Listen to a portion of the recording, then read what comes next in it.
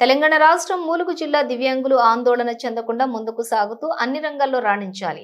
దివ్యాంగులను చిన్నచూపు చూడవద్దు. జిల్లా స్థాయి క్రీడోత్సవాలను ప్రారంభించిన తెలంగాణ రాష్ట్ర పంచాయతీరాజ్ గ్రామీణాభివృద్ధి, గ్రామీణ నీటి సరఫరా, మహిళా శిశు సంక్షేమ శాఖల మంత్రి శ్రీమతి ధనసరి అనసూయ సీతక్క దివ్యాంగులను ఎవరూ చిన్నచూపు చూడవద్దని, దివ్యాంగులు ఆందోళన చెందకుండా ముందుకు సాగుతూ అన్ని రంగాల్లో రాణించాలని మంత్రి సీతక్క అన్నారు.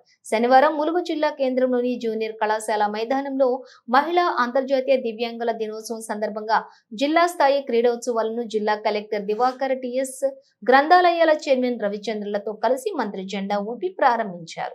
ఈ సందర్భంగా మంత్రి మాట్లాడుతూ అవయవాలు పనిచేస్తే లేవని ఆవేదన చెందకుండా క్రీడలలో, ఉద్యోగ రంగాలలో రాణించాలని కోరారు. గత పాలకులు దివ్యాంగుల సంక్షేమం కోసం 10 కోట్ల రూపాయలను కేటాయించగా నేటి ప్రజాప్రభుత్వం 50 కోట్లను కేటాయించిందని, ఇప్పటికే వికలాంగులకు పలు రకాల వాహనాలు అందిస్తూ ఉండగా రానున్న రోజులలో వారు వ్యాపారాలు చేసుకుని అభివృద్ధి చెందడానికి మోడల్ వాహనాలు అందజేస్తామని అన్నారు. ఈ కార్యక్రమంలోని జిల్లా సంక్షేమ అధికారి Shrimati K Sirisha, SC corporation ED Tula Ravi, దివ్యాంగుల సంఘాలు నాయకులు, దివ్యాంగులు తదితరులు పాల్గొన్నారు.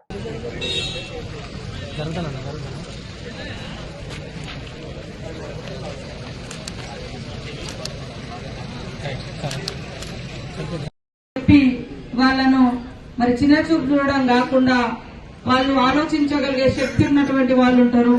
కొంతమంది ఆలోచించడానికి కూడా అక్కడ కూడా వైకల్యం ఉంటుంది. కాబట్టి వాళ్ళ బాడీలో, వాళ్ళ శరీరంలో, కడవెంటిలో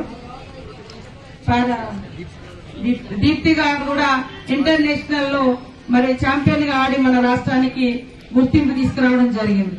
కాబట్టి మన ఒక అవయవం పనికిరాదని శరీరాన్ని, మనసును చిన్నబుచ్చుకోకుండా ఎప్పటికప్పుడు యాక్టివ్ గా ఉండి మరి అన్ని రంగాలలో, విద్యలో గాని, ఉద్యోగంలో గాని, ఇతరత్ర ఉపాధిలో గాని మీరు ముందంజలో ఉండాలని మరి మనకు 5% రిజర్వేషన్ కూడా కల్పించడం జరిగింది.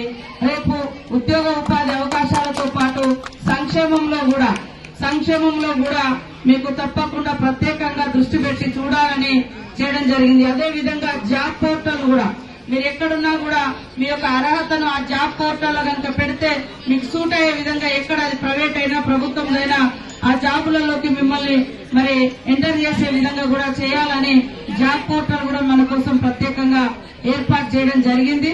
అదే విధంగా ఒప్పుకున్న ప్రకారం పెన్షన్లు కూడా తొందరలోనే పెరుగుతాయని కూడా ఈ సందర్భంగా తెలియజేస్తాము. మీరు చూస్తా ఉన్నారు, మనం వచ్చి రాగానే మరి ఉచిత బస్సు ప్రయాణం గాని, 200 యూనిట్ల కరెంటు గాని, 500కే గ్యాస్ సిలిండర్ గాని, 18,000 కోట్ల రూపాయలు 15-20 రోజులలో రుణమాఫీ చేయడం గాని, ఇప్పుడు కొత్తగా మళ్ళా ఇందిరమ్మ ఇండ్లు గాని, ఇవన్నీ కూడా మనం పెడుతూనే ఉన్నాము. ఇక ఉన్నది పెన్షన్ల పెంపుదల ఉంది. ఇది కూడా తప్పకుండా తొందరలోనే నిర్ణయం తీసుకుంటాము. కొద్దిగా ఓపికతో వెయిట్ చేయండి. వికలాంగ సోదరులందరికీ కూడా రాబోయే కాలంలో వాళ్ళకు కావాల్సినటువంటి స్కూటీలు కావచ్చు, ట్రైసైకిల్స్ కావచ్చు, లేదా మరి వినడానికి వినికిడి పరికరాలు కావచ్చు, అవన్నిటికి కూడా టెండర్లు వేయడం జరిగింది. గతంలో 1 కోటి రూపాయలు ఇస్తే ఈసారి 50 కోట్లు కేటాయించడం జరిగింది.